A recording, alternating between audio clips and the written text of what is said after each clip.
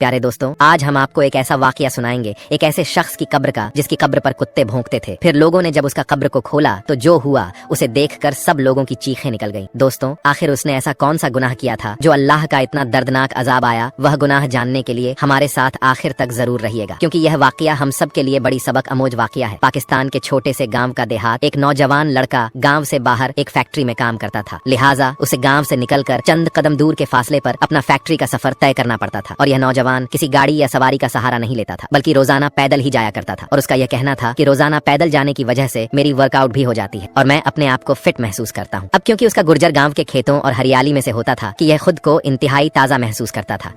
गांव से बाहर जाने पर एक कब्रिस्तान मौजूद था, इसलिए ये लड़का वहाँ से गुजरते हुए कब्र वाले को सलाम करता था और उनके लिए दुआ भी करता। लेकिन पिछले 3 दिन से उसके सामने एक अजीबो गरीब वाकया पेश आ रहा था और उसे समझ में नहीं आ रहा था कि इस वाकये की क्या वजह है। वह यह सोच रहा था कि मुझे यहाँ से गुजरते हुए तकरीबन 10 साल हो गए, लेकिन आज से पहले तो ऐसा कभी नहीं हुआ था। असल में पिछले कुछ दिनों से कुछ यूं हो रहा था कि जब भी वह कब्रिस्तान के बाहर से गुजरता था तो उसको कब्रिस्तान के अंदर से कुत्तों की भोगने की तेज आवाज आया करती थी। वह बड़ा परेशान था कि आखिर कब्रिस्तान में कुत्ते कहाँ से आ गए और इतने जोर जोर से क्यों भोग रहे हैं, क्योंकि कब्रिस्तान को तो वैसे ही खामोशी का शहर कहा जाता है और इस खामोशी में फिर यह कुत्ते इतना जोर जोर से क्यों भौंक रहे हैं। उसकी परेशानी दिन पर दिन बढ़ती चली जा रही थी और अब 3 दिन गुजर गए थे। आखिरकार नौजवान ने यह फैसला किया कि आज वह कब्रिस्तान में दाखिल होगा कि आखिर किस जगह खड़े होकर यह कुत्ते भौंक रहे हैं और आखिर माजरा क्या है। प्यारे दोस्तों, अगले दिन जब वह कब्रिस्तान में से गुजर रहा था तो कुत्ते की भौंकने की आवाज फिर से आने लगी। जैसे ही वह शख्स कब्रिस्तान में दाखिल हुआ तो उसने देखा कि 4 दिन पहले जिसकी मौत हुई थी उसकी कब्र पर खड़े होकर कुत्तों का एक गिरोह अजीबो गरीब तरह की आवाजें निकाल रहा है।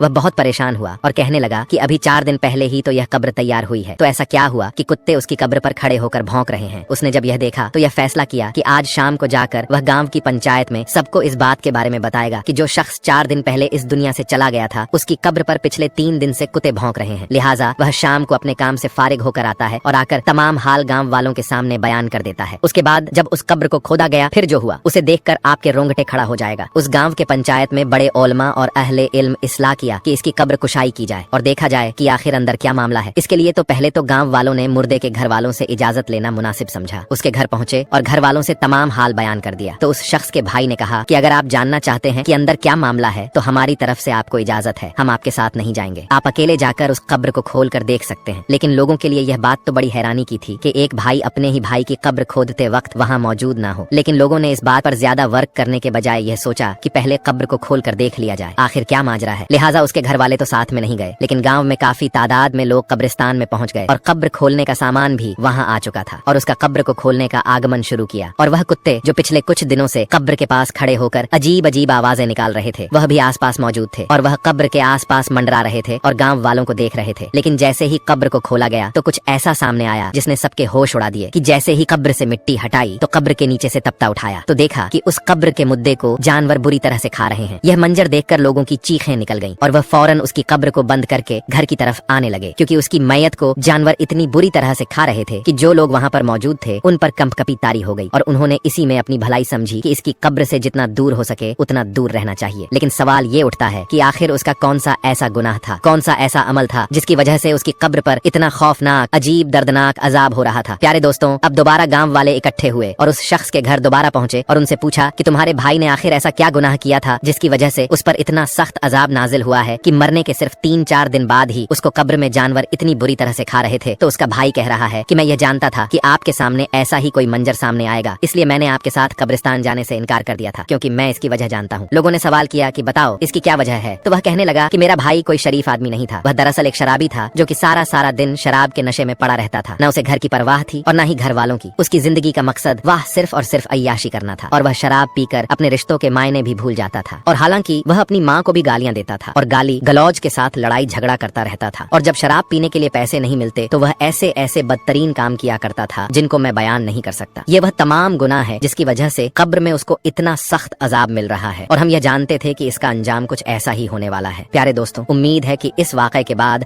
आपको इस बात का अंदाजा हो गया होगा कि शराब और नशा कितनी बड़ी लानत है और क्यों दिनों इस्लाम ने मुसलमान को इससे दूर रहने का हुक्म फरमाया है। शराब पीना या पिलाना इस्लाम में हराम है। मुसलमानों को ऐसे काम करने के लिए इस्लाम इजाजत नहीं देते और जो अल्लाह ताला ने हराम करार दे दिया है उससे दूर रहना चाहिए, वरना हराम काम का अंजाम बहुत बुरा होता है। आखिर में अल्लाह ताला से दुआ है कि अल्लाह ताला हमें हराम काम करने से बचाए और नेक अमल करने की तौफीक अता फरमाए। आमीन। प्यारे दोस्तों, अगर आपको वीडियो अच्छा लगा है तो सबसे पहले अपने फैमिली, दोस्तों, रिश्तेदारों में वीडियो को शेयर जरूर करें, क्योंकि उन्हें भी इबरत हासिल होगी। और चैनल को सब्सक्राइब करके कमेंट बॉक्स में अल्लाहू अकबर जरूर लिखिएगा। शुक्रिया।